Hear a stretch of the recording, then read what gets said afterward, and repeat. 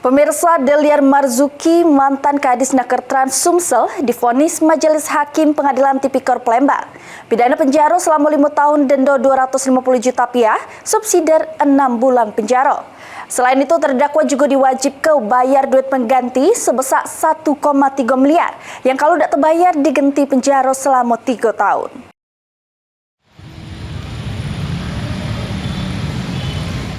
Sidang tindak pidana korupsi penerimaan gratifikasi sama pemerasan jeru penerbitan surat keterangan layak K3 yang menjerat mantan Kepala Dinas Tenaga Kerja sama Transmigrasi Provinsi Sumsel, Deliar Marzuki, memasuki agenda putusan.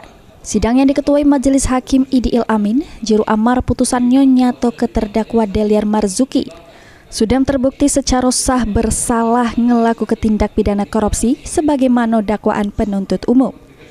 Menghukum terdakwa Deliar Marzuki dengan pidana penjara selama 5 tahun, denda sebesar 250 juta rupiah, subsidiar 6 bulan penjara. Selain itu, terdakwa juga dicampak ke pidana tambahan dengan diwajibkan bayar biaya pengganti sebesar 1,3 miliar rupiah, yang kalau tidak terbayar diganti dengan pidana penjara selama 3 tahun. Menjatuhkan pidana kepada terdakwa oleh karena itu dengan pidana penjara selama 5 tahun. Dan pidana denda sejumlah 250 juta rupiah dengan ketentuan apabila denda tersebut tidak dibayar diganti dengan pidana kurungan selama 6 bulan.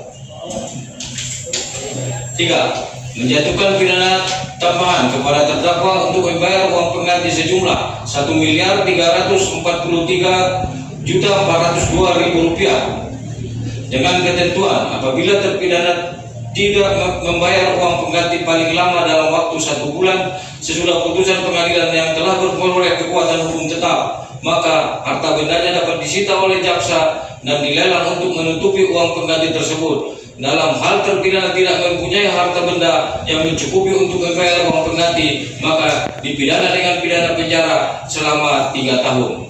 Sesudah mendengar keputusan hakim, terdakwa Deliar Marzuki melalui kuasa hukumnya sama halnya dengan jaksa penuntut umum nyato ke pikir-pikir. Heru Wahyudi, PAL TV.